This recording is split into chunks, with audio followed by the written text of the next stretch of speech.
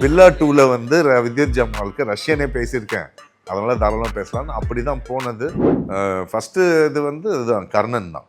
நிறைய பேர் எடுத்து செட் ஆகல அவருக்கு. கடைசியில் தான் நான் போய் பேசி அப்புறம் செட் ஆகி அப்போ நான் போய் பேசினப்போ கூட கேட்டாங்க, அண்ணா அந்த மாதிரி திருநெல்வேலி ஸ்லாங் பேசுவீங்களாண்ணா அப்படின்னு.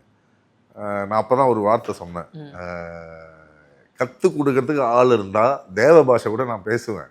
ஏன்னா இருக்கிறதுலே one of the toughest languages வந்து ரஷ்யன்.